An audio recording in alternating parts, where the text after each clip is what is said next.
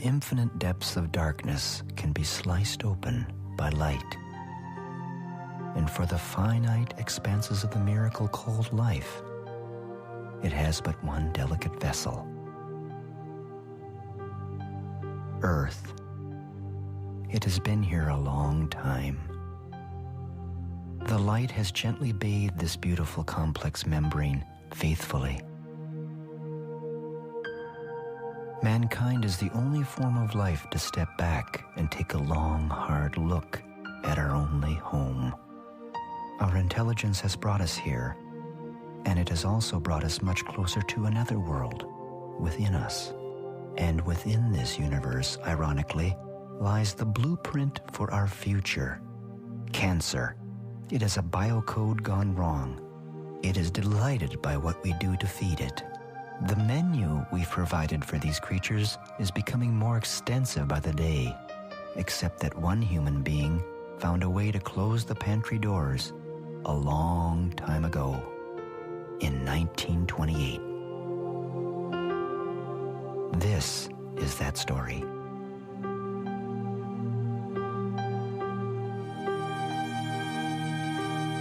The famous naturalist John Muir once wrote, "If one pulls on a single thread in nature, you'll find it attached to everything else."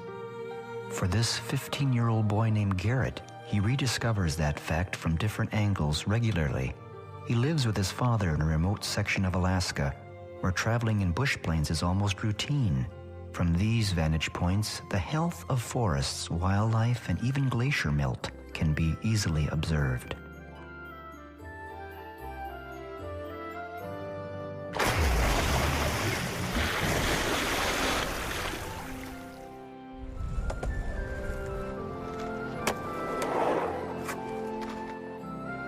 For Garrett, his sensitivities about nature are acute. His eyes have already seen nature in the raw, with many obvious questions answered before he had time to actually read about it in a book.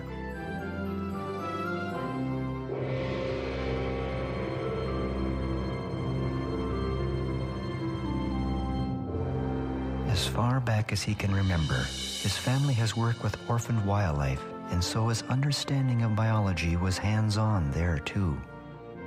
Thanks in part to a special book written by a Dr. Max Gerson, he understood how important it is to feed a young creature such as this porcupine the right mix of foods, or that creature would succumb quickly, especially in its first few days of life.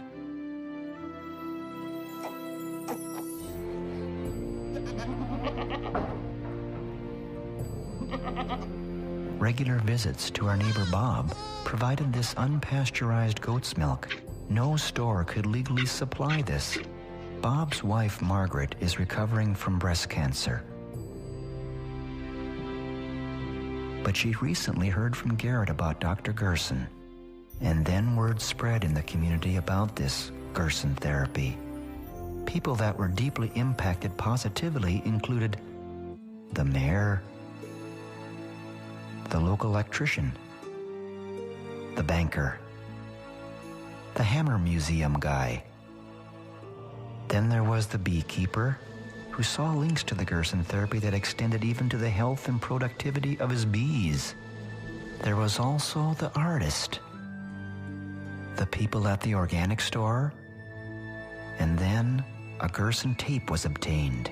There are laws against healing cancer. The doctor is not allowed to try anything else. He must use only those treatments that have already proven to be failures. Imagine what we could do if this could be accepted. But there are laws against it. You're not allowed to heal. There's too much money to be made on drugs. For Garrett's diabetic neighbor John, this message came too late to save his legs.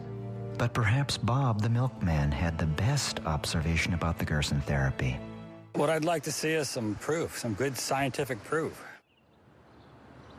When a cruise ship came to town, many visitors would come to learn about the wildlife that Garrett cared for.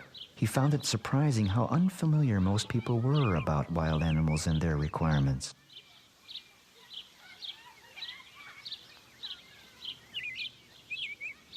The news of this situation eventually got back to Dr. Gerson's daughter, Charlotte, who sent Garrett a little gift.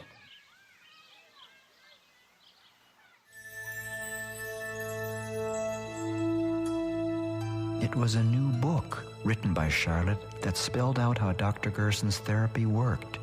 It had easy-to-understand statements about cancer.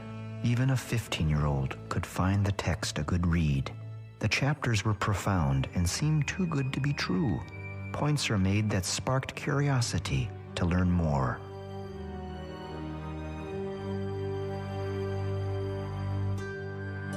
This moment was about to become a new chapter in Garrett's life. Up to this time, reading a book cover to cover was a rarity for him. But in this instance, it was different, due partly in what the book addressed. It was what he observed day to day, even when doing the most mundane chores. What Garrett had not fully realized was the implications of the potency and power contained in vegetation.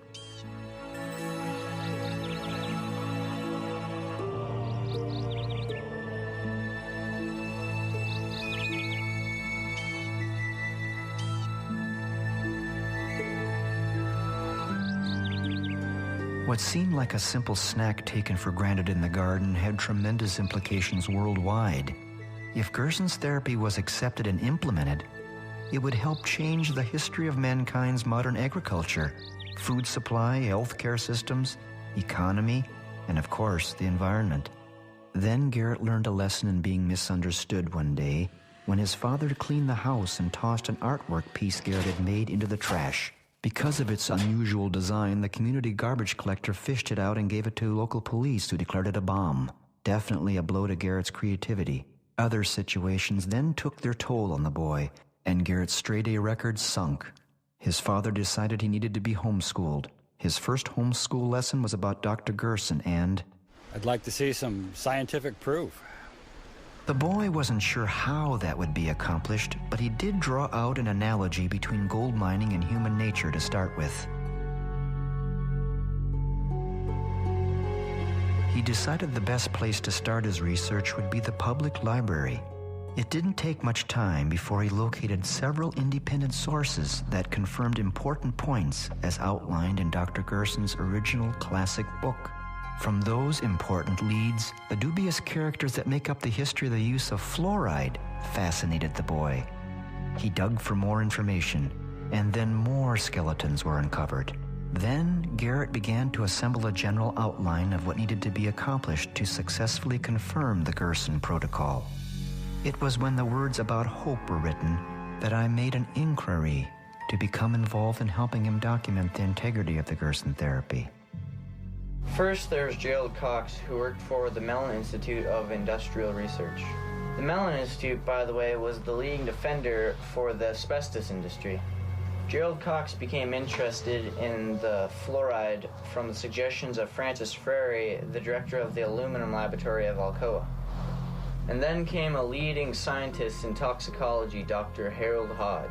Harold Hodge was the one who oversaw injecting plutonium and uranium in people. Harold Hodge studied the questionable safety of fluoride, but under the combined pressures of the Atomic Commission and aluminum manufacturing, he had to say it was safe. Harold Hodge, along with a group of scientists, helped develop the atom bomb. Will represent 1 mile on your camera. The top part, 2 miles. We're going to switch to another camera. I'm going to move out of here. 3, 2, 1, 0. The shock wave will rise in the control point area in approximately half a minute.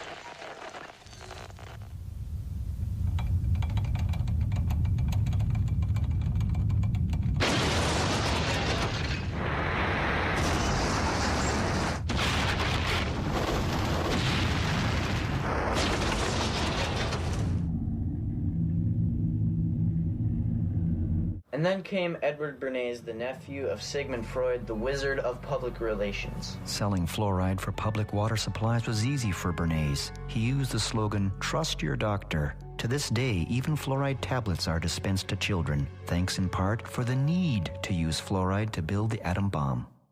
Parallels can be drawn from this history to another in the making about cell phones. A $28 million grant was given to Dr. George Carlos in the 90s to prove cell phone safety, but instead he found otherwise. He refused to be paid off. Cell phone transmissions are still a concern as to how they affect insects. Do they teach this in public schools? But when it comes to dental health, diet, not fluoride, can play a huge role. This became vivid for Garrett as he assisted on minor surgery of his tame wolf. The perfect cavity-free teeth of the wolf pointed to facts in a book he had just finished studying from the library. It was called Nutrition and Physical Degeneration by a distinguished dentist named Dr. Weston Price.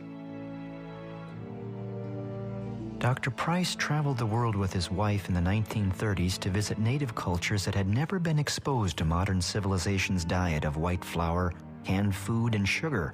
To his amazement, these people averaged less than 1% of tooth decay. And Dr. Price noted something else. None of the people in these different tribes and cultures practiced any sort of dental hygiene. Not one of his subjects had ever used a toothbrush. But once processed food was introduced to them, tooth decay and disease followed, and it was the beginning of the end of the uniformly hardy and strong.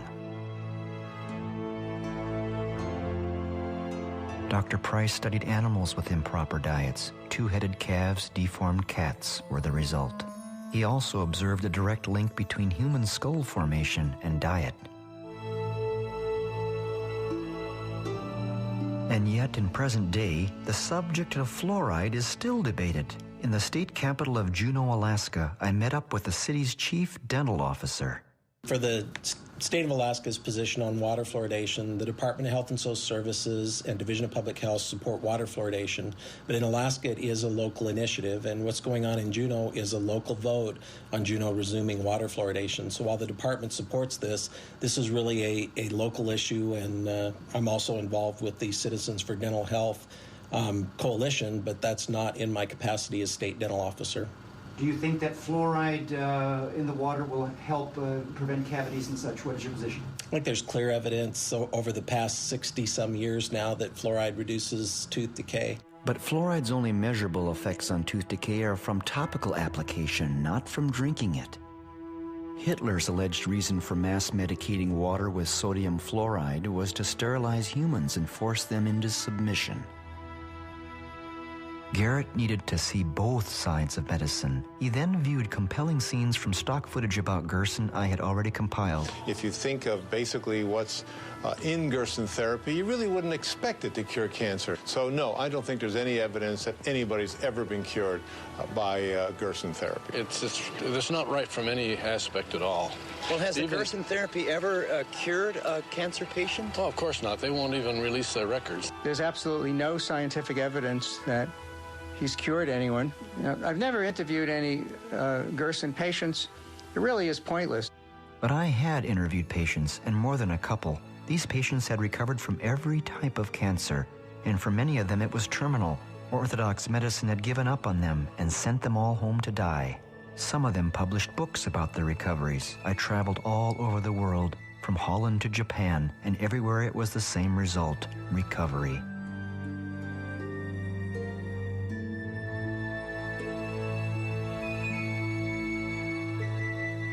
And even heart arteries can be restored.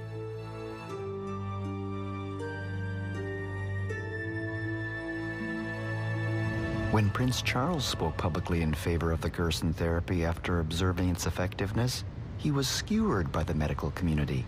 Nevertheless, I had observed his unwavering sentiments in a letter that was sent to the Gerson Institute. Charlotte Gerson routinely gives lectures about her father's famous therapy all over the world. Dr. Gerson said 2 basic things are toxicity and deficiency. Garrett was on the right track with his homeschool schedule, and what he had just seen drew him in even deeper. Now the world began to appear slightly more complicated to him. As he studied various magazine articles about the increasing incidence of cancer, he searched curiously and exhaustively for any mention of Dr. Gerson's therapy within mainstream media sources.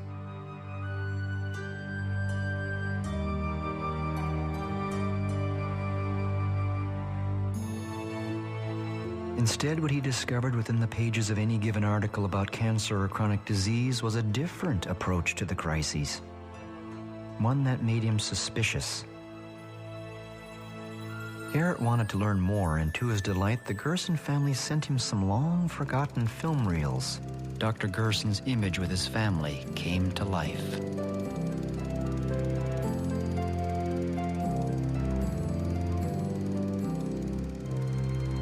There was the discovery of footage of Charlotte Gerson in her 20s that captured his imagination within the historical reference of the where, why, and how this family eventually ended up in the United States from Germany. As a young doctor in Germany, Max Gerson's inspiration was Hungarian medical researcher Dr. Ignaz Semmelweis, who discovered that if physicians simply washed their hands between delivering babies, women would no longer die of infections. He was severely ridiculed for the suggestion. Ridicule followed Gerson as well after he discovered a cure for his migraine headaches and then tuberculosis by changing the diet. A clinical trial was undertaken with 450 incurable skin tuberculosis patients. None of them recovered at first, and Gerson was devastated. But then it was discovered that a nurse was sneaking pastries, beer, and sausages to the patients. The Gerson diet was then strictly followed, leading to the recovery of 446 of the 450 patients. Then, he discovered it cured cancer. In World War II, Gerson was able to flee Nazi persecution with his family to the United States. He continued to not only cure cancer, but other chronic diseases too. And when his close friend Dr. Albert Schweitzer suffered from diabetes, he cured Dr. Schweitzer as well, leading Schweitzer to assess and declare that Gerson was, quote, the most eminent genius in medical history. In July of 1946, Senator Claude Pepper held Senate subcommittee hearings over Dr. Gerson's cancer therapy. The astounding testimony was quickly reported by ABC News commentator Raymond Graham Swing over ABC Radio. The public's reaction was swift and favorable, but the broadcast resulted in the firing of Raymond Graham Swing 2 weeks later due to severe pressure by the pharmaceutical and American medical establishment. I was investigated 5 times. What do you mean by being investigated, sir? From the EMA. They investigated you? Yes, 5 times. Every time they come, I show them, here's a patient you sent home to die, cured. Other patient, you sent home to die, cured. Next patient, you sent home to die, cured. And cure he did, including people with muscular dystrophy like this young girl. Dr. Gerson's public lectures about his therapy were unpopular amongst his peers. For example, Gerson had spoken out against tobacco since 1920. Time out for many men of medicine usually means just long enough to enjoy a cigarette. And because they know what a pleasure it is to smoke a mild, good-tasting cigarette, they're particular about the brand they choose. In a repeated national survey, doctors in all branches of medicine, doctors in all parts of the country were asked, "What cigarette do you smoke, doctor?" Once again, the brand named most was Camel. Yes, according to this repeated nationwide survey, more doctors smoke Camels than any other cigarette. Why not change to Camels for the next 30 days and see what a difference it makes in your smoking enjoyment? See how Camels agree with your throat. See how mild and good-tasting a cigarette can be. And as more layers of the therapy were uncovered and understood, it was becoming clear to Garrett why there was such opposition to Gerson's therapy of caring for health. The tobacco industry was the main source of advertising for the American Medical Association at that time. Philip Morris was the Journal of American Medical Association's major source of advertising revenue. The editor of that journal, Dr. Morris Fishbein, attacked Dr. Max Gerson for, quote, treating cancer patients with diet and warning them against cigarettes. Fishbein originally aspired to become a professional clown, yet he never practiced a day of medicine or treated a single patient in his entire career. Today it's no different. Chemical and pharmaceutical companies now run the American Medical Association and the FDA. The thing that bugs me is that people think the FDA is protecting them. It isn't. What the FDA is doing and what the public thinks it's doing are as different as night and day. A quote from Herbert Lade, the former commissioner of the FDA. The boy remembered the superior effectiveness in a remedy his father had used on his foot. Costly and toxic pharmaceutical treatments had not worked, but by merely dicing a few cloves of garlic mixed with raw honey, his foot problem disappeared. Raw honey also disinfected and greatly sped up cuts and abrasions. Another healthy, inexpensive item used, that is non-toxic, was hydrogen peroxide. It was used as a cleanser in the home and was even found useful cosmetically in hair highlighting. Garrett found putting 3% hydrogen peroxide in the ears for a time would even prevent the common cold. There are volumes written about natural cures and treatments. Knowledge is power. Garrett gave his orphaned moose calf named Hrani her last bottle of goat's milk. And so Garrett's homeschool lesson went to a new level. It was time for him to take his homework on the road and put it all to the ultimate test.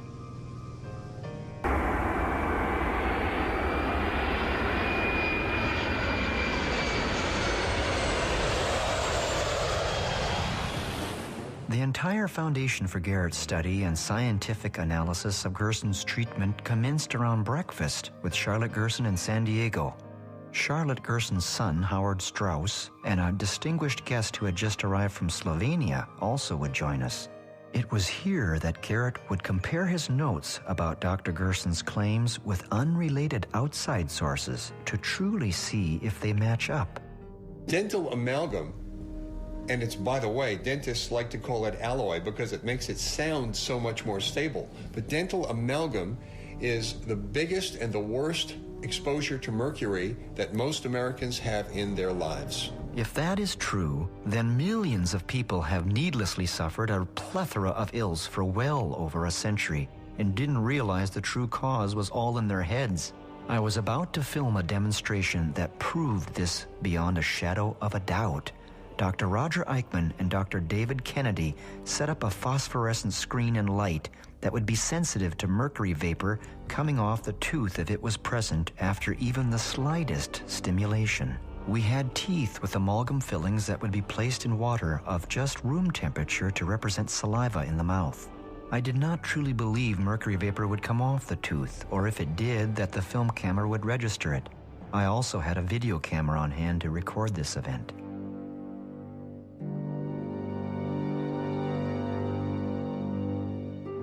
To my shock and horror, and as you can see, the 35mm motion picture camera did register the mercury vapor coming off the tooth.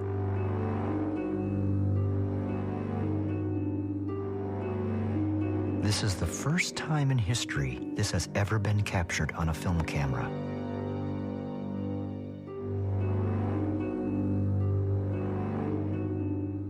To make certain that what you are seeing is mercury, we had on hand a special instrument called a Jerome mercury sniffer to measure the levels. 191. 190. Show that to me, please. 191. Is that high? They'll close the factory, it goes over 100 and evacuate. Oh boy, my gosh. Okay. Now, you think about Turn it. off the light. This is room temperature, 1, 2, at least 50 years old. It's been degassing for years, and many people have a whole mouthful of them. Yeah. Now, just think what happens if you have half a dozen people in a elevator, all degassing like this, and it's degassing 24 hours a day, 7 days a week.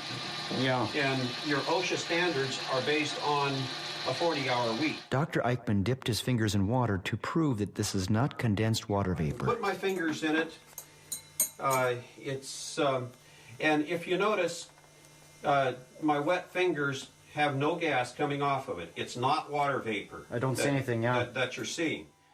Next, Dr. Kennedy set up on the counter an amalgam mixer, which dentists use in their office to mix the amalgam capsules. And after mixing, they're broken open to prepare to be placed inside a patient's mouth as the amalgam filling.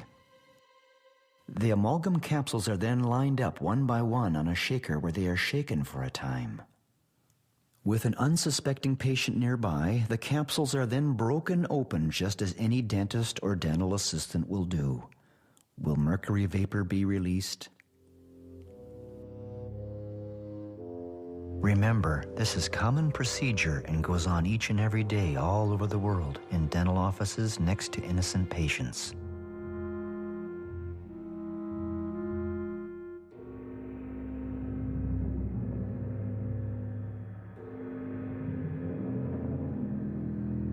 The images speak for themselves. For the American Dental Association to continue to insist that amalgams are safe would seem absurd. Turn on the light. Can we see what we got? 252. Yikes. Should we exit this? Are we getting poison in here? Yes, it's raised the room up. Yeah. The doors are working in a dental office. The problem is now, if you go into a dental office to remove a silver filling, and they cavalierly start putting a drill on, this whole screen would turn black. You hit it with a high-speed drill, and you're going to put mercury everywhere. And those very small cuttings of amalgam will go all over. You've got to use a rubber dam. You've got to use a high-speed evacuator to get all that out.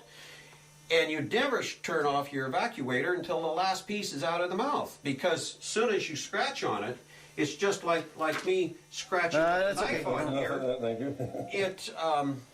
I think it's a crime what they're doing to their dental staff. Is that the female is much more sensitive reproductive-wise to mercury, and as a result, that causes not only infertility, but it causes birth defects. Of course, you get the usual denials, but when you look at the scientific literature, it is full of studies showing that exposure to mercury, either from your teeth or from working in a dental office, will, you saw the demonstration. There's huge amounts of mercury in those offices. They don't monitor that. They don't warn the employees. They don't give them adequate mask and protection. And as a result, there's a tremendous amount of infertility in dental assistants. There's a documentary on it. It's about the Norwegian dental nurses and about their lives being devastated by their job when they were young girls. So I think it's a crime what they're doing to these young girls. I've had patients come in from other dentists saying, gee, all I had was my teeth cleaned, and I feel lousy for days after that, every time. How come? Well, they polish the teeth. They get a huge amount of mercury being released for several days after that until you get a little bit of corrosion over the top, which slows it down a little bit.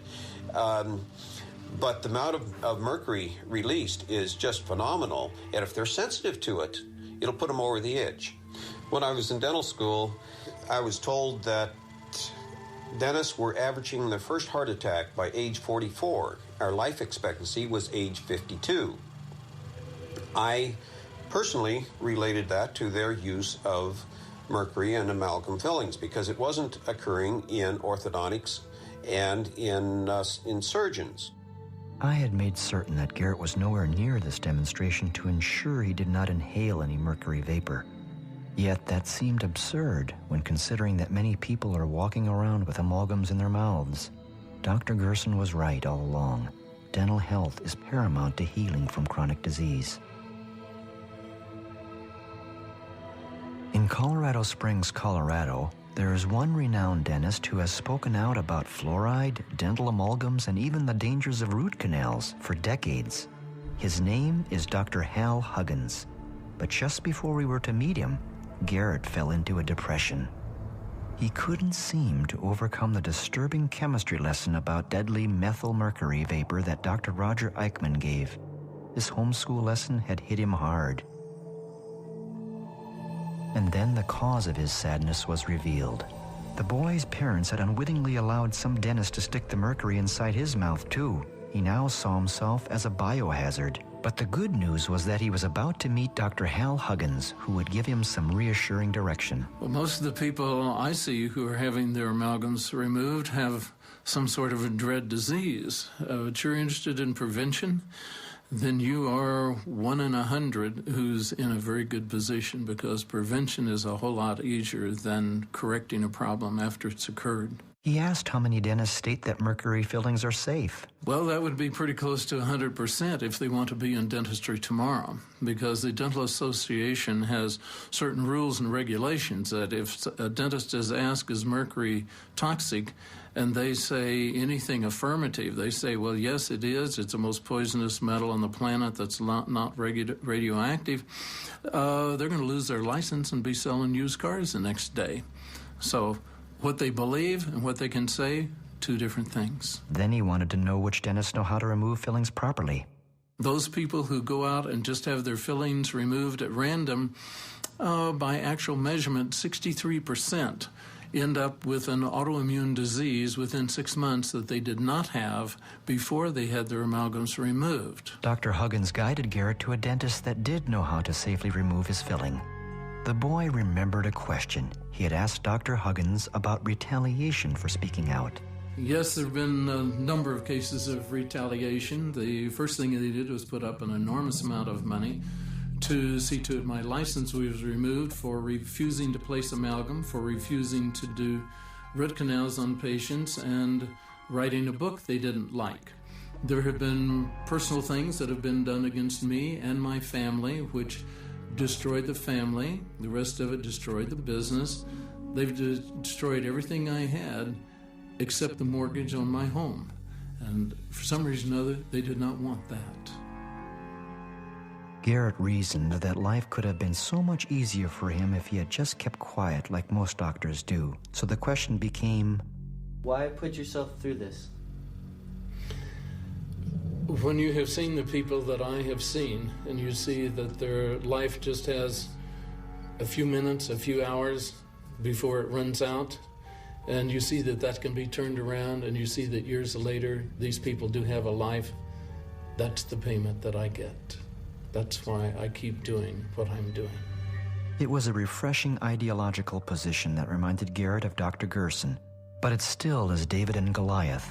In this situation, the American Dental Association wields tremendous power and control over a dentist's life, and the dentist that performed the procedure of proper filling removal on Garrett was terrified of his identity being captured for this movie. Documents had to be signed, which meant that I was personally liable to him for the ruining of his career and income if I did film his face.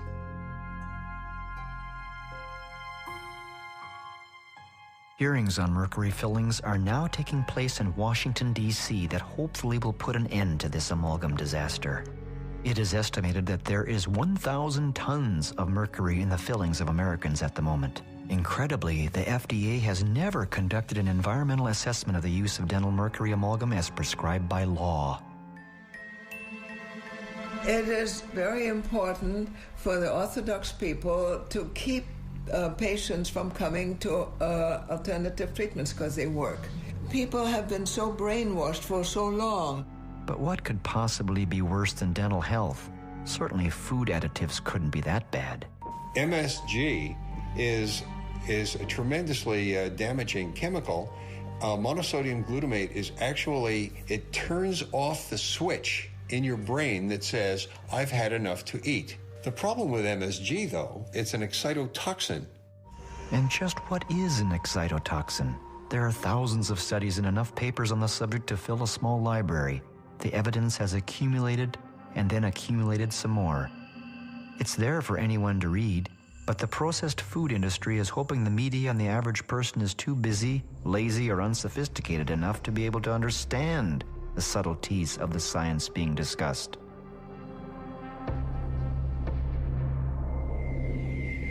But just in case the average layperson does show a bit of curiosity about the dangers of flavor enhancers like MSG, the food industry has smartly printed little rack cards and brochures to give us, defending their crisp position. Garrett met with food experts Jack and Adrian Samuels of Truth in Labeling.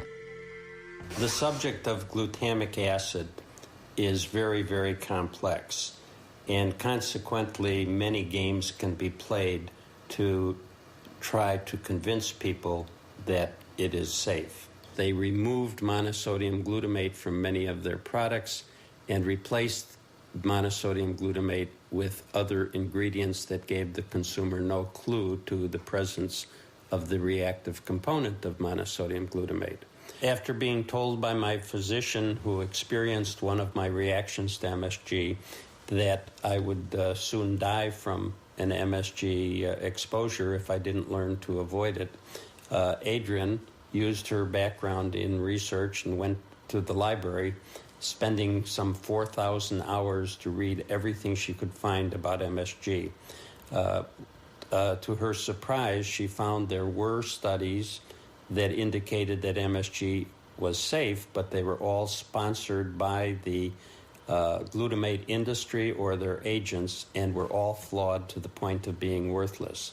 And at the same time, there were many other studies that clearly demonstrated that MSG was toxic and dangerous.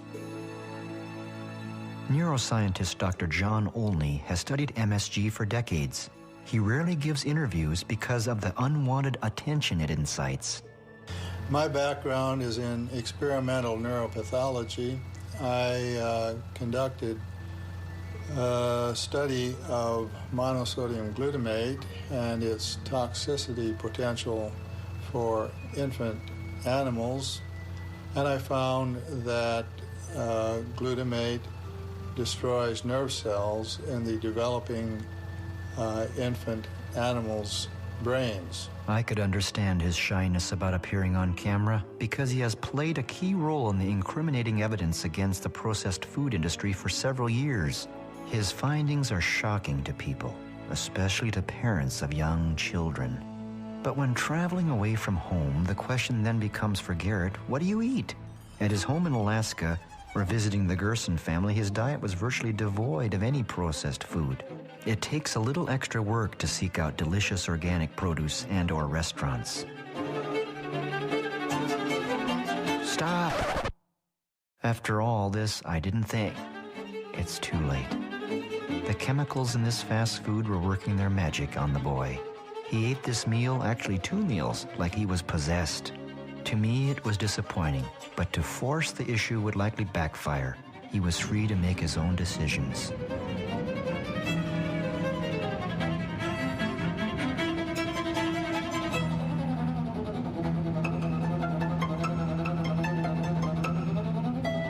Three hours later, on a plane headed for Jackson, Mississippi, the results were in.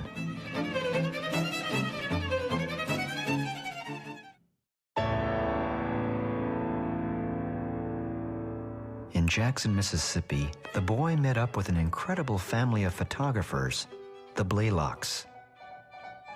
Dr. Russell Blaylock is a renowned board-certified neurosurgeon and author of several books on cancer, excitotoxins, and health.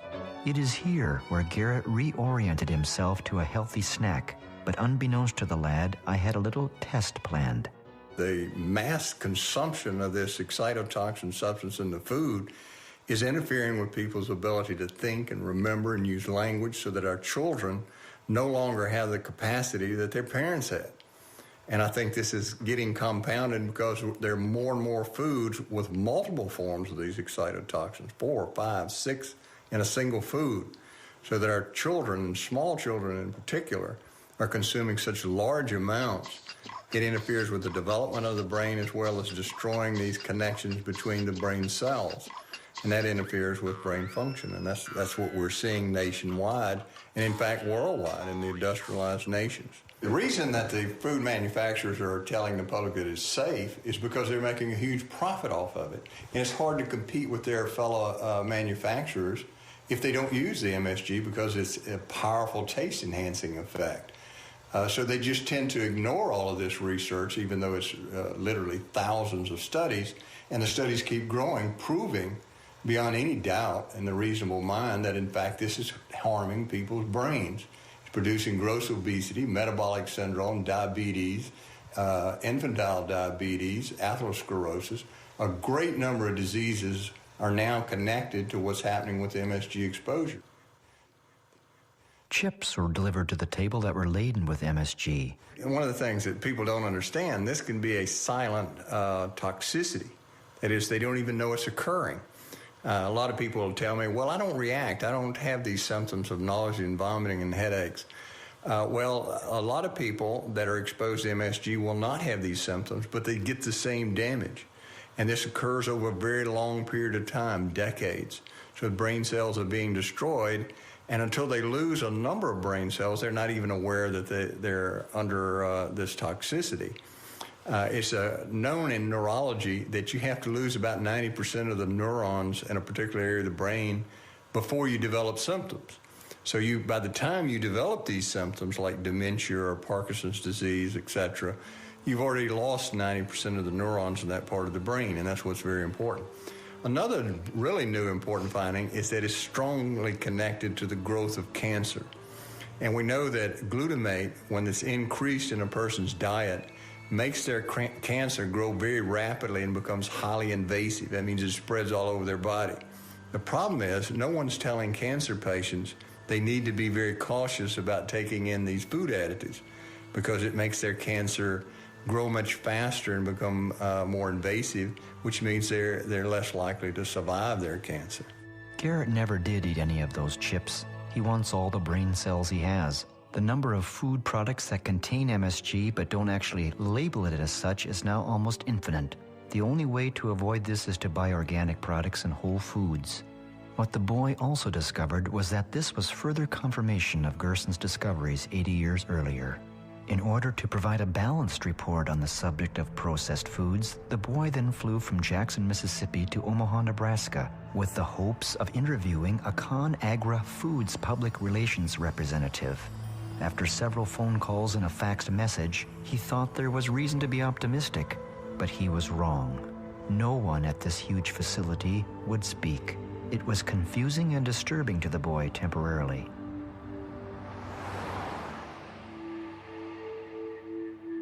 For me, this heavily guarded facility and non-communicative position was supreme arrogance, especially when considering that they are feeding us, or some of us, every day.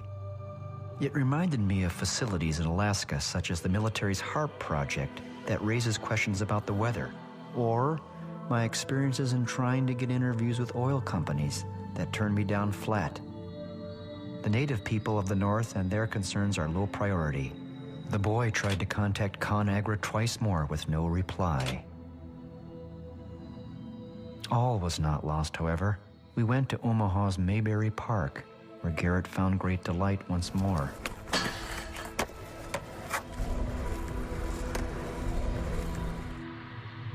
We have to go back to Hippocrates. He said, first of all, do no harm. Well, every single drug does harm. Then he also said, let food be your medicine and medicine be your food. That's very important because food will nourish you and heal you. It's natural materials which your body knows how to utilize. Your body has evolved over millions of years to use. Whereas these huge, incredibly profitable companies all over the world are damaging, liver toxic, and cause disease. So how can they really be considered a medicine if they're causing disease? If we couldn't speak to food manufacturers, then maybe we could speak to a food engineer. Meet Carol Hornline. We met her at the St. Louis, Missouri airport and were driving her to a radio interview. Along the drive, there was plenty of time for sightseeing.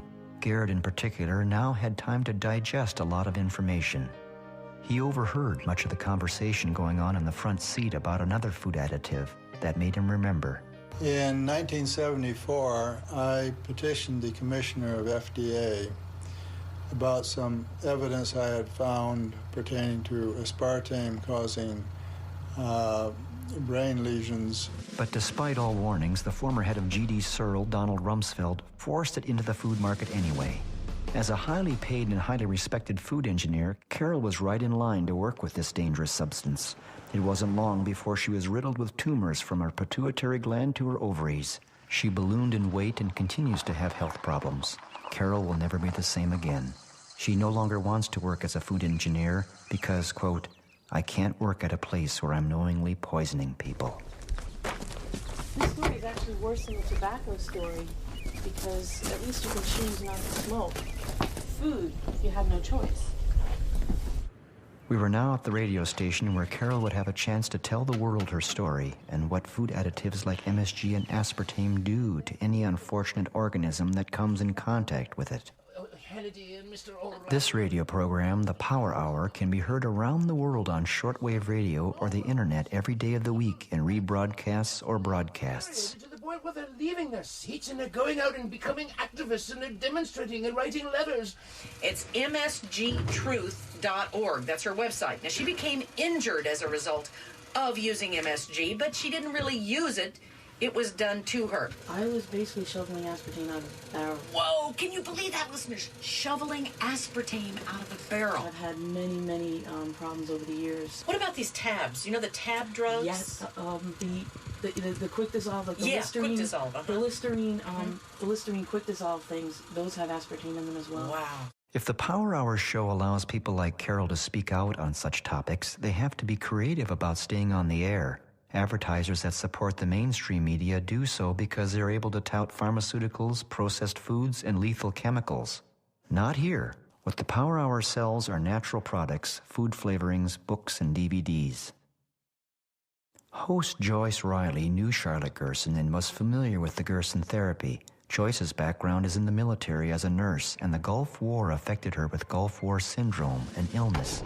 She then produced a startling film called Beyond Treason, which documented the serious environmental degradation from U.S. munitions tipped with depleted uranium, as well as experimental vaccines and more. The consequences of these activities are horrifying. Radioactive depleted uranium, for example, has a half-life of 4.5 billion years and has now contaminated regions of the Middle East forever.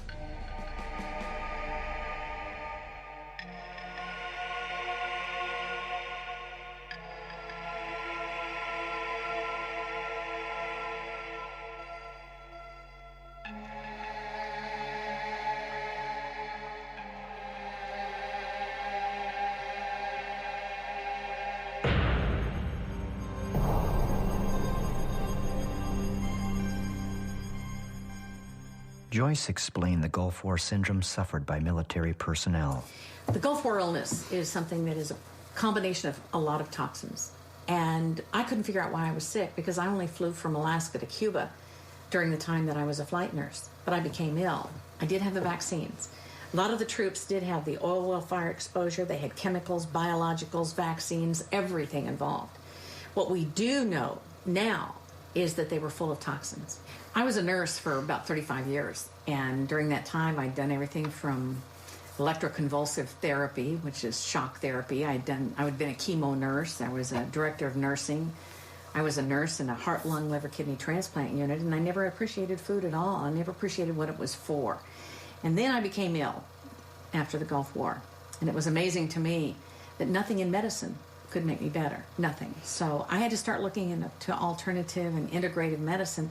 Gulf War veterans were becoming ill right after the Gulf War. Thousands of them were becoming ill. And we had no place to turn to. We found out that there were some Gulf War veterans that had been helped by eating raw foods, vegetables, fruits, and doing juicing. And When all this talk about vaccines came up, Garrett shared his own feelings about vaccines that are given to infants and school-age children. There was a 90% reduction in diseases before the vaccines were even introduced, as graphs clearly show. It was improved nutrition that caused the reduction, not vaccines.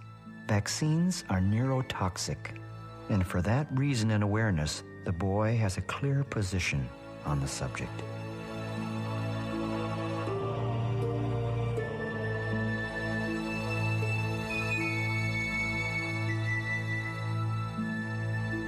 Genetically engineered foods are literally lethal.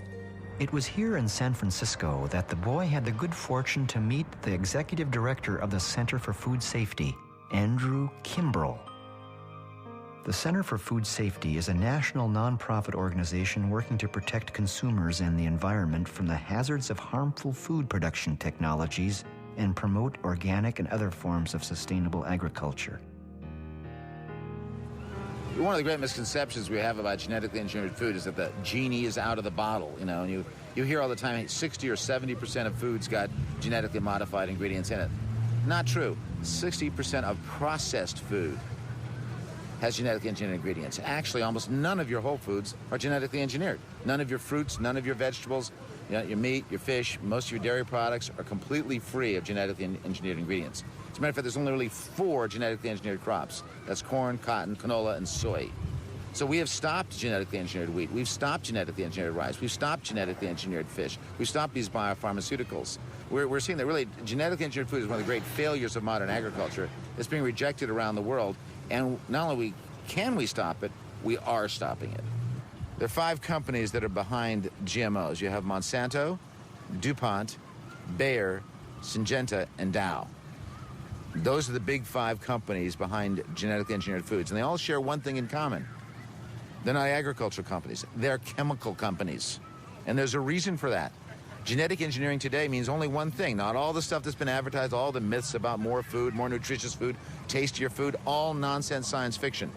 These chemical companies have engineered these crops so they can withstand more and more of their herbicides and pesticides. And they selling hundreds of millions of more tons of their chemicals. That's what they're about. I'm not surprised that Monsanto did not want to interview for this film. Monsanto has developed a technology which has one purpose and one purpose alone, which is they can sell more of their herbicides. Garrett was shocked to find in doing his homework that many of the people that work for these chemical companies later worked in government positions that were supposed to regulate these corporate giants. Sometimes they went back to work for the corporations again. Employees commonly move through what has been coined the revolving door between corporations and the public agencies that regulate them. Monsanto should not have to vouchsafe the safety of biotech food. Our interest is in selling as much as possible. Assuring its safety is the FDA's job. But when this quote is said alongside a statement from the Food and Drug Administration, it simply doesn't give the casual food eater much protection. The boy found this all very disturbing, with 0 credibility left over for either group. Ultimately, it is the food producer who is responsible for assuring safety. So really it's up to the good nature of the biotech companies to provide studies to the government. But mostly this is an unregulated industry, and this is our food. One of the great questions people ask is, are genetically engineered foods lethal? Are they toxic? And the FDA gave us an answer. The Food and Drug Administration in the United States gave it an answer. In the 80s and 90s, they looked at these foods and said, yes, the process of genetic engineering can take a non-toxic food and make it toxic. It can create new allergens. It can lower nutrition in food. It can lower our immune response. And in certain cases, we even see these foods have the potential to create cancer, certain of this technology. So the answer is in on whether GM foods are lethal or toxic. Yes, the very process can make a safe food and turn it into a toxic food and potentially a lethal food. The objective of Monsanto is clear. Monsanto has become the largest seed company in the world. Monsanto is in the process of buying up all the seeds of the world, which they then want to patent and control so that farmers will not be able to save those seeds. And they want to genetically engineer those seeds, and they want to put something called terminator technology in those seeds. This has those seeds create suicide after one growing season so that farmers cannot save those seeds. So what Monsanto's really after is controlling all the seeds of the earth and making sure that the farmers of the earth cannot save those seeds. This becomes extremely important when you realize that 80% of all the farmers of the world depend on seed saving for their survival. So if Monsanto is able, either through patenting or through this terminator technology, to destroy their ability to save seeds, the result will be mass starvation. Garrett was surprised to learn that controlling pests and all the other reasons chemicals are applied, including artificial fertilizers, is completely unnecessary. There are dozens of institutions in the U.S. alone that strive to declare the good news of sustainable agriculture. Dr. Paul Hepperly demonstrated to us through many seed and field trial studies the amazing ways in which plants thrive and outperform chemically dependent fields. In many instances, the crop yields far exceed chemically treated farms. The studies are extensive, repetitive, and uplifting to anyone who cherishes good health. Dr. Gerson stated that the soil is our external metabolism. It must be free of sprays and poisons, or the body cannot heal.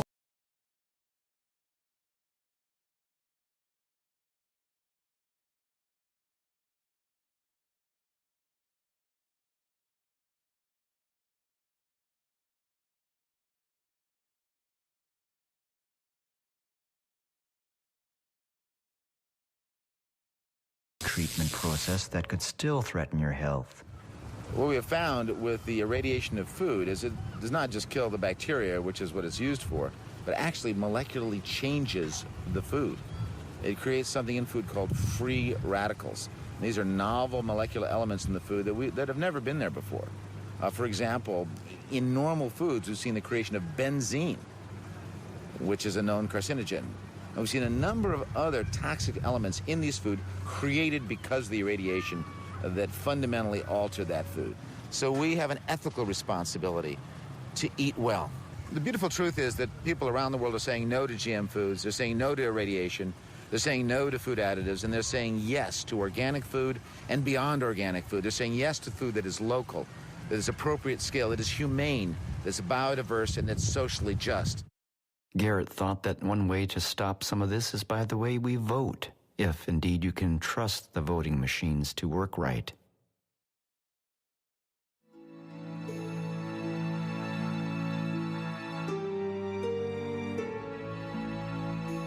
How could a man who was curing cancer and chronic disease over 80 years ago be so misunderstood? It was now even within reach for this 15-year-old boy to understand. Is it at this point a race against time to consider the gift Gerson offered the world so long ago before we exceed the tipping point merely from an environmental standpoint?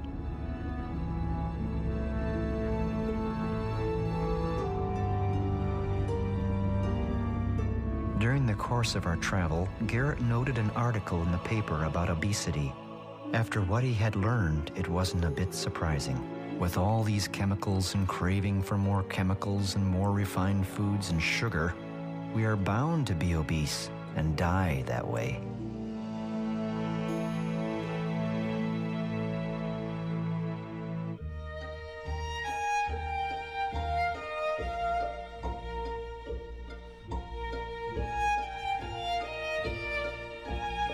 The Ohio Valley is the casket-making capital of the world.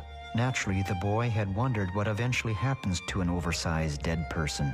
Here at Goliath Casket Company, this family-owned business is experiencing a booming market, which Garrett credited to pharmaceutical drugs, MSG, aspartame, vaccines, food irradiation, genetically modified foods, dental amalgams, water fluoridation, and root canals, to name a few.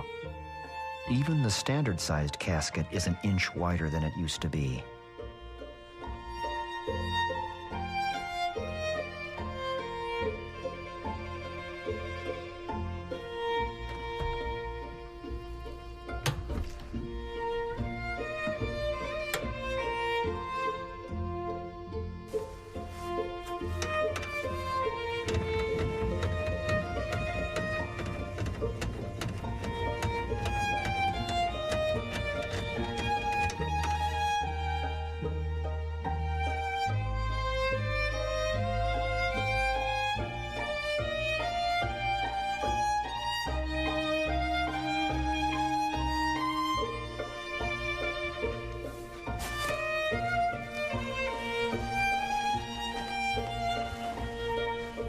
Most people won't get in one because they're afraid to do that. That's a omen, bad omen. This would actually be quite nice for a cabin up in Alaska in the summer. You can close the lid in there, you wouldn't get any light, and you could sleep better.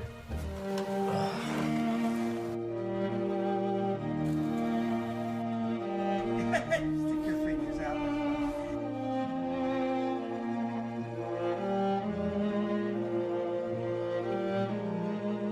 Most of the people are not taller, but they're wider and deeper.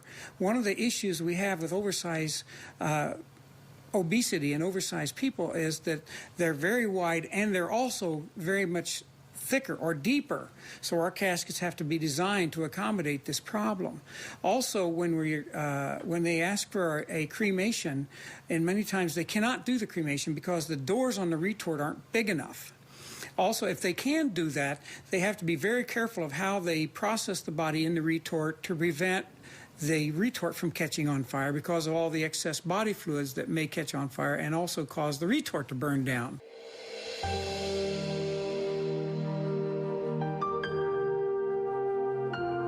With all this cross-country travel, we had to stop.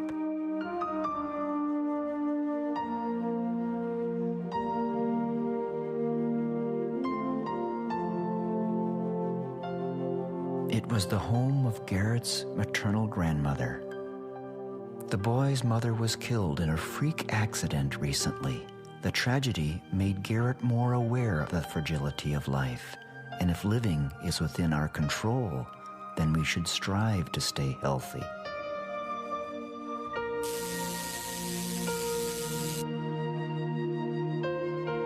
All living things have a distinctive energy field around them that can be measured and even photographed. Garrett remembered before he left on this trip an experiment with an aerospace engineer named Christopher Wadke. In this take, what this engineer demonstrated was a comparison between a slice of cooked and uncooked organic baby carrot. The cooked carrot is on the left. The uncooked is on the right. The uncooked carrot has a startling line of strong energy that's clearly lacking in this cooked carrot that was steamed for 10 minutes. What this means is that pasteurized food is dead. Garrett held a funeral for the latest victim, the almond.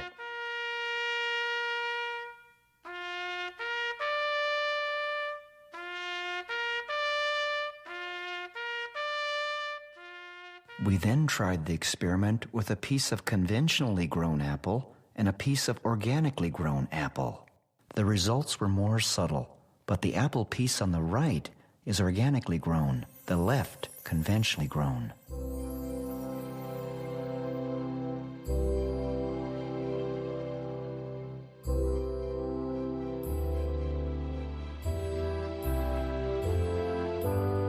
An organically grown tomato.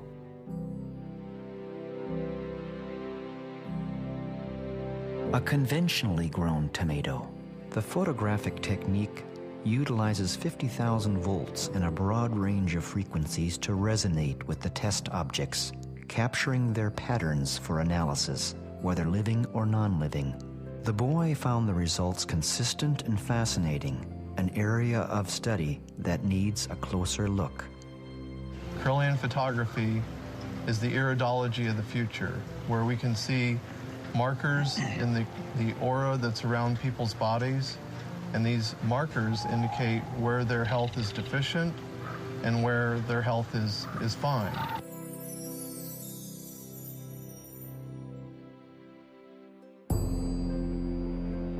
All of the homework that Garrett did was finally coming together. His study of the Gerson therapy was now close to completion. The Gerson therapy is no secret, never has been, and it works. It is simple, but requires compliance and dedication. Very basically, it utilizes fresh-pressed organic juices, delicious organic meals, and, oh yes, coffee, as in coffee enemas. Dr. Gerson gave an example of 50 recovered patients in his original book in the late 1950s that was representative of thousands of recoveries at that time. All the patients were diagnosed with extremely detailed records at leading medical centers around the country. During and after the treatment, the medical records from independent medical centers bear out the results, and the results bear out a beautiful truth. Gerson cured his good friend Dr. Albert Schweitzer of adult-onset diabetes, and then his wife of lung tuberculosis, and then his daughter of a rare skin disease. It is something Schweitzer would never forget, and they exchanged letters up until Gerson's death in 1959. The cancer industry is about money and drugs, yet all the money in the world won't save you if you make the wrong decision. You might as well be homeless. The boy is certain that many of the famous and talented would have changed history and culture if they could have only known. Garrett, on the question of what does the pancreas do? Essentially, the job of the pancreas is to digest food. The pancreas has a key role to play in the Gerson therapy, and in this boy's simple graphic, it is clear the human intestinal tract is longer than that of the carnivore. The digestion in a human becomes quite compromised if he starts to eat animal protein, stressing the pancreas as well as the digestive tract. But the pancreas has one additional very important job, and that is to protect the body from malignant cells. The pancreas recognizes malignant cells if they develop and digests and kills them, gets rid of them. When you overload the pancreas, as most Americans do, with excess animal protein foods, all the jobs, all the ability of the pancreas is used up just trying to digest and get rid of all this animal products, and there's nothing left to protect you from the malignant cells. The immune system is paralyzed. Then the question was posed to Howard by the Slovenian guest how the coffee enema works. Why? Well, what happened was that the caffeine in the coffee enema was absorbed by the hemorrhoidal vein, which is wrapped around your descending colon. That is a vein. It's a drainage system, not a distribution system like an artery. So that's part of the portal venous system, which then brings the caffeine directly to the liver. Directly to the liver. Okay. Not just the caffeine, but also some of the other elements of coffee. Okay. Cafestol and kawiol. Okay. And potassium. And potassium, very important, potassium. Okay. So then the liver is stimulated to produce glutathione S transferase and bile. Now, what the glutathione S transferase does, it is a blood cleansing enzyme. Of course, pharmaceutical companies have wanted to produce something that would stimulate glutathione S transferase, but they can't patent it. Because if they could clean the blood, that would be wonderful, but they can't. Okay. So we say, coffee enema. Okay. And they say, go away, kid, we can't patent that. The coffee enema is prepared with 3 tablespoons of fine ground organic coffee. Then it is simmered for 15 minutes. It is then poured through a filter into a 1-quart container. Distilled water is also added to restore it to a quart. Then it is poured into an enema bucket. Once the coffee has drained into the patient lies on his right side, knees drawn up for approximately 10 to 13 minutes, and then evacuates. But in order for the boy to truly be impacted on a personal level, he needed to meet cancer patients to believe it for himself. No more pictures, no more books. Garrett wanted to go to Mexico.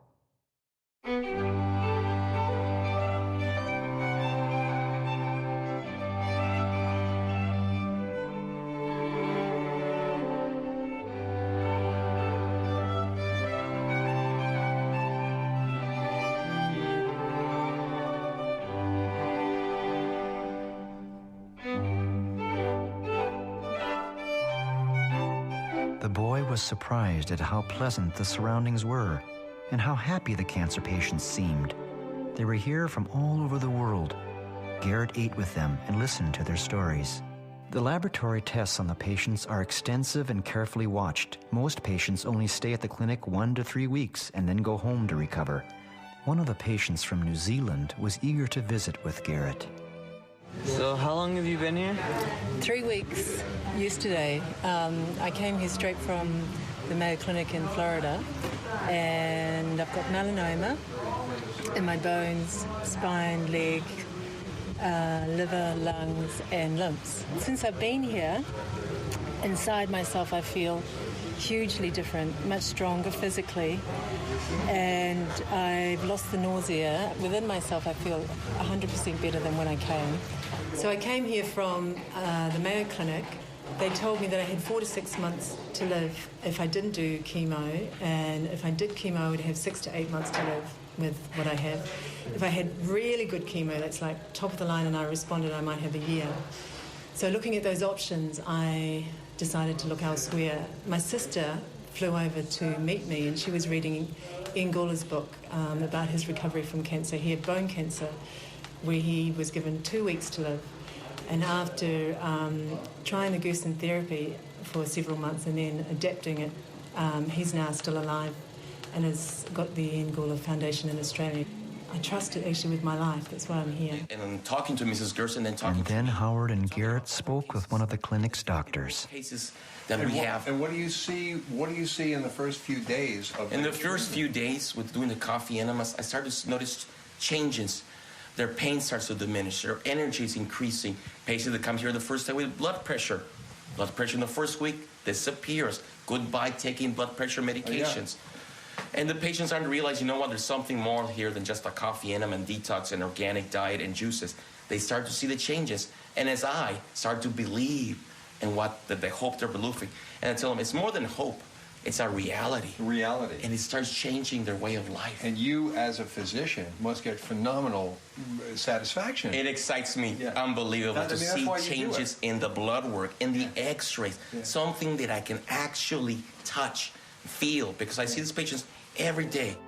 From Tijuana, Garrett traveled south to meet a cancer patient that was recovering against all odds, at home with the Gerson therapy. In the mountains outside San Cristobal de las Casas, Howard Strauss guided Garrett to meet this patient, who is the same age as Garrett. Her name is Lupita.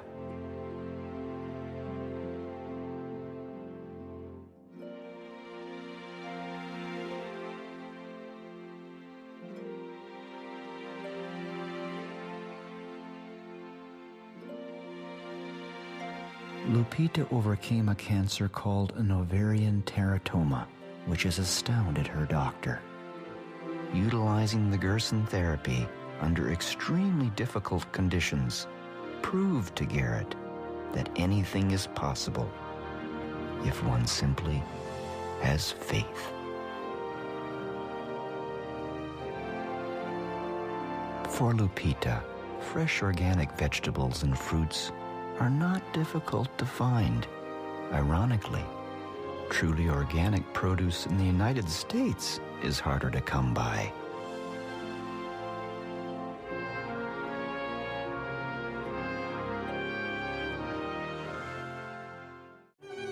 The Gerson Institute in San Diego has extensive files of case histories for anyone to see. 12 months after the diagnosis of prostate cancer, I was cancer-free within 12 months. And that was proven by the MRI and other imaging tests that I had, and which found amazingly that the cancer was completely gone from my sacrum, from my pelvis, from my liver, and from the prostate. 32 months after diagnosis, I did yet another MRI, a second MRI, and that reconfirmed that the cancer was completely gone from my body, in all areas of my body.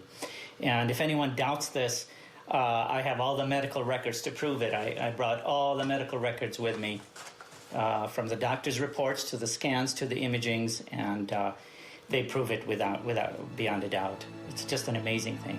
The pathology reports speak for themselves. Garrett found recovered patients everywhere with proof from their doctors.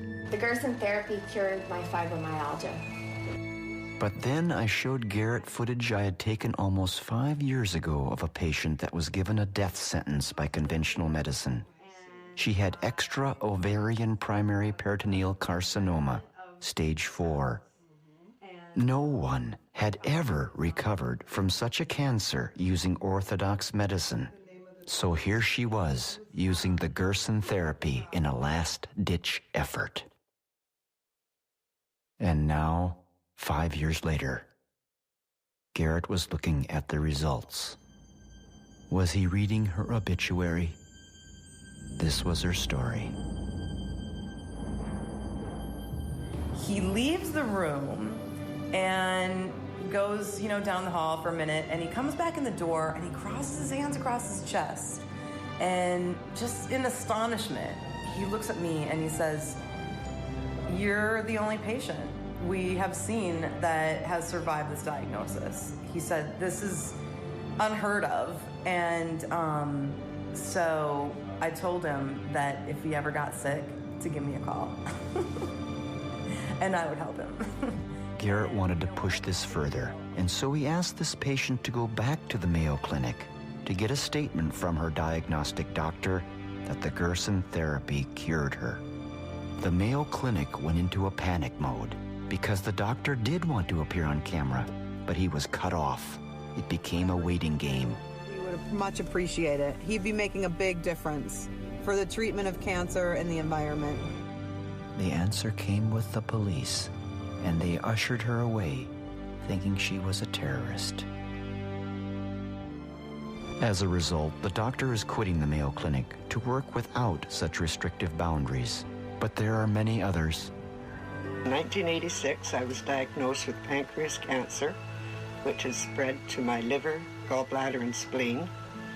The doctors told me I had 3 months to live, to go home, get my finances in order, and prepare to die. She did the Gerson therapy over 20 years ago. Garrett remembered where he started with his homeschool lesson. It all came back to him quite quickly.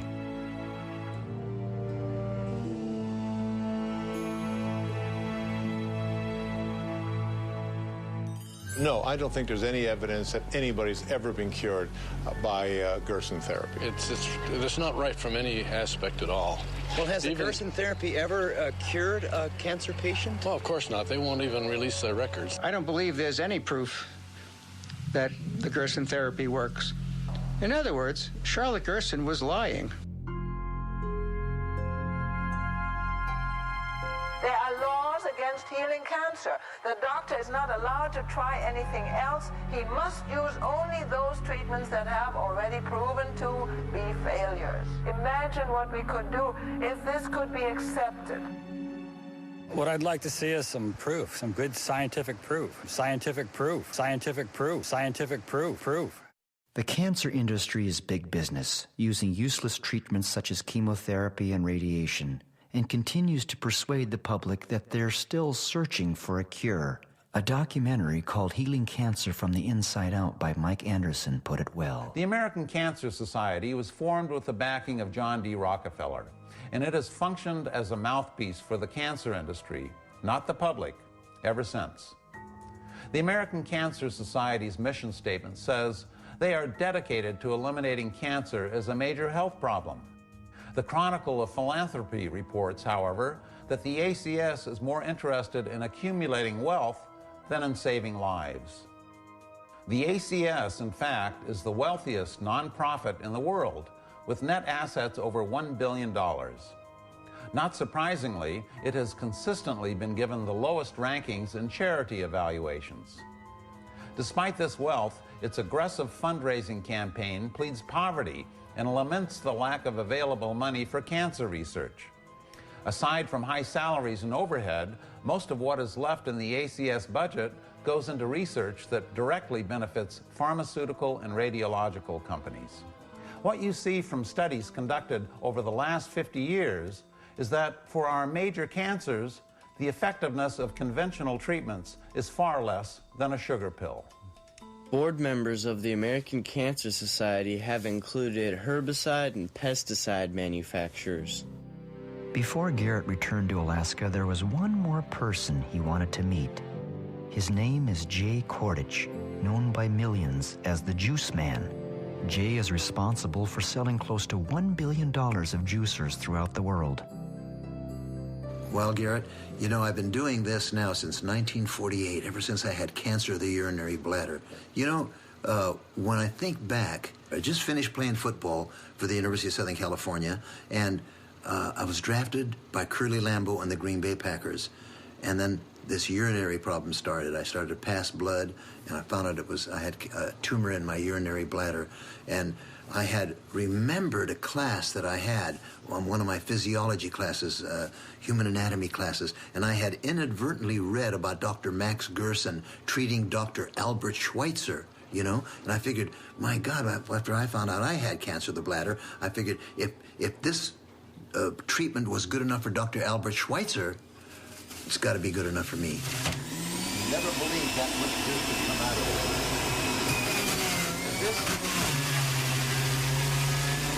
This is the juice that saved my life when I had cancer of the bladder.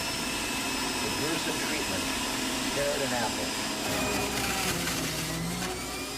Because of that, I'm here.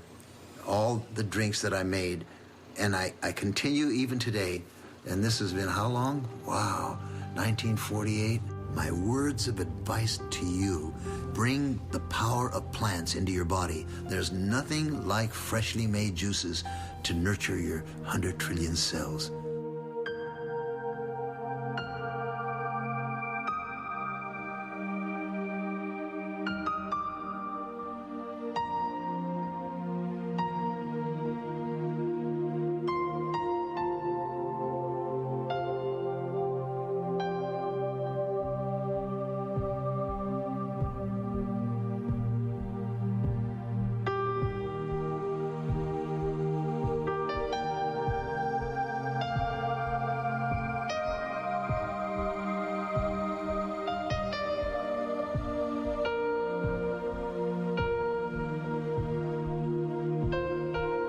Garrett was now 6 miles from home. His homeschool lesson was officially over.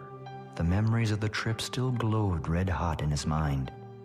Specifically, how could he possibly forget a woman who carries on her father's work relentlessly against all opposition? Who carries the torch of a way of life that is health care, not some government agency's plan hatched with a collection of drug companies.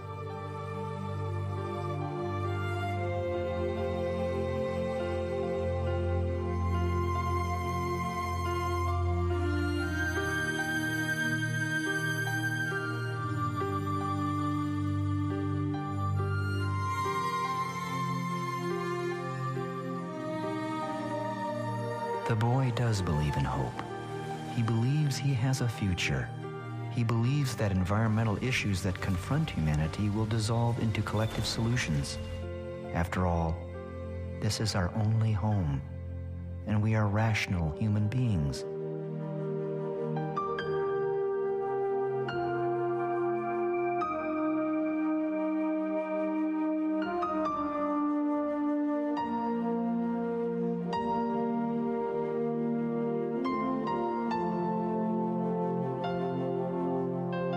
And now Garrett could see hope on the local level.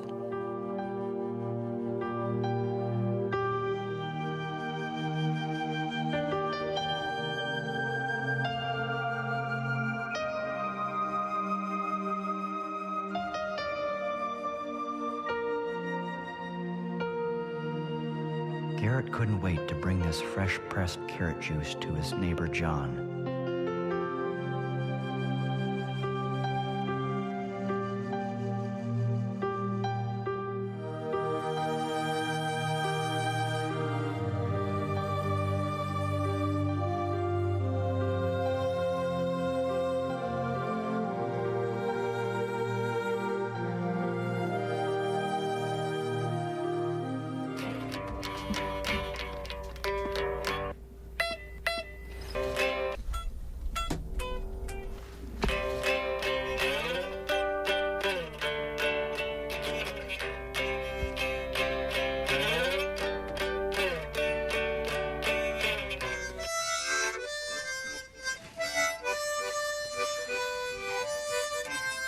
I'd like to see some scientific proof. Our other neighbor, Bob, the one that milks the goats and was quite skeptical, was really liking what he was hearing, and so was his wife, up until... Okay, so here you want to add 3 tablespoons of coffee into your boiling water. Then you want to let it simmer for 12 minutes.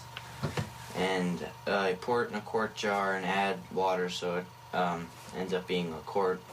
Then you connect the tube to your R's. Then you let the coffee drain into your R's. Then you let it sit for 12 minutes. Then you release it into the bathroom toilet.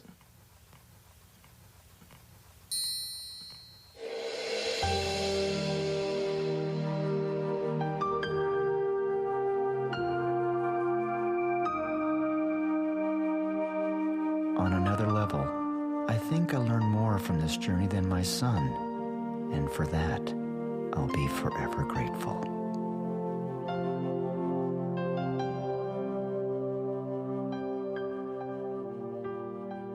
For each of us eventually, whether we're ready or not, someday it will come to an end. There will be no more sunrises, no minutes, hours, or days. All the things you collected, whether treasured or forgotten, will pass to someone else. Your wealth, fame, and temporal power will shrivel to irrelevance. It will not matter what you owned or owed. Your grudges, resentments, frustrations, and jealousies will finally disappear. So too your hopes, ambitions, plans, and to-do lists will expire. The wins and losses that once seemed so important will fade away. It won't matter where you came from or on what side of the tracks you lived at the end. It won't matter if you're beautiful or brilliant.